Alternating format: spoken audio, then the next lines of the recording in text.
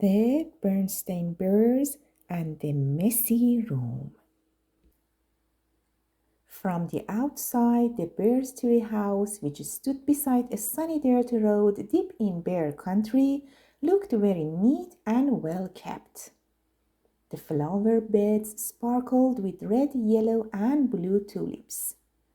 The woodwork was freshly painted and in good repair.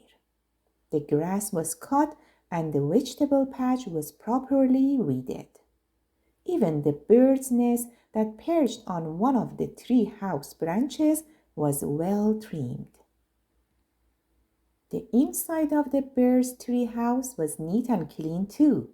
The pictures were straight. The piano was dusted. The kitchen was spick and span. Even the basement was neat and clean. And if you think it's easy to keep a treehouse basement neat and clean, well, you've never tried to do it. Yes, the bear's treehouse was a lesson in neatness and cleanness. Except for one place, Brother Bear and Sister Bear's room. It was a mess. A dust-catching, wall-to-wall, helter-skelter mess. A half-done jigsaw puzzle gathered dust in one corner of the room. A group of brothers' dinosaur models collected cobwebs in another. Sisters' stuffed animals were everywhere. As for the cub's big storage closet, well, just be careful how you open it. It was that brother and sister were naturally messy. They tried to keep their room straight. They made their beds most of the time. And they swept and picked up once in a while. The trouble was that when cleanup time came, they spent more time arguing than cleaning. How am I supposed to sweep with your dumb dinosaur toys all over the floor? Argued sister. They are not toys, they are models. And don't move them. I'm working on a setup of the Pleistocene age. Brother protested. Pleistocene? Siestocene, shouted sister. Not only was brother and sister's room a mess, but brother and sister were getting to be a mess too, always arguing about cleanup chores instead of sharing the job and working as a team.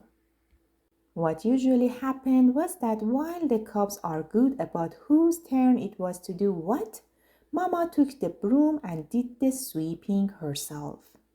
And she often did the picking up too. That was the worst part, the picking up. And the putting away.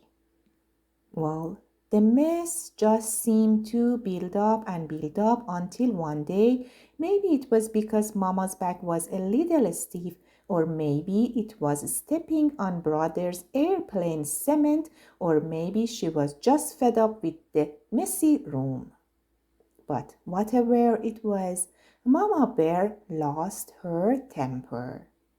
She stormed into the cub's room with a big box.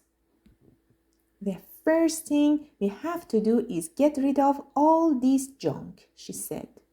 Junk? Said brother and sister, watching in horror as Mama began to throw things into the box. My teddy isn't junk, screamed sister. My bird's nest collection isn't junk, yelled brother at the top of his lungs. The screaming and yelling got so loud that it reached Papa, who was in his workshop putting the finishing touches on a batch of chairs that had been ordered by one of his customers. He couldn't imagine what was wrong. He hurried up the stairs and looked into the messy, noisy room. It didn't take a deep thinker to figure out what was going on. Quiet! Papa got Mama's and the cubs' attention and called a family meeting right then and there. Now, the mess has really built up in this room, he said. In fact, it's the worst case of messy build-up I've ever seen. And it isn't fair, he continued.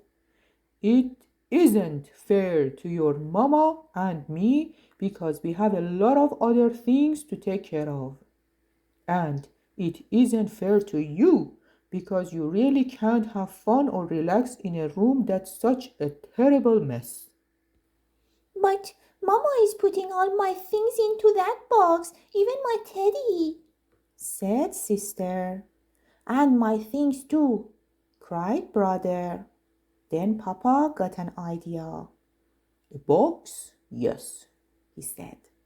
Better yet, a lot of different kinds of boxes. A big toy box for your large toys. I can make one for you in my shop. And some smaller boxes for your collections and models. And how about one of those boards with holes and pegs to hang things on? asked sister. A pegboard, said Papa. Great idea. All this room needs is a little organization. A little organization and a few rules, added Mama. Rules about more sweeping and less arguing and not leaving things to gather dust and cobwebs. Papa set to work making a fine big toy box and a large pegboard, while the cubs and Mama sorted out toys, books, games, and puzzles and put them into boxes that fit neatly into the closet. Every box was clearly labeled. Some of the cubs' things did end up in Mama's big throwaway box. Not sister's teddy, of course, but some of brother's bear's nest, the crumbling, falling apart ones. It was a very big job cleaning up all that messy buildup, but after a lot of straightening up and putting away, the job was finally finished. Wow, said brother, that was quite a job, but it was worth it. It looks like a whole new room, said sister. The cubs were right. And Papa had been right too. It was so much more enjoyable to live in a neat, clean, well organized room and so much more relaxing. It wasn't as exciting to open the big storage closet now, but it was much more practical and a lot more fun. The end.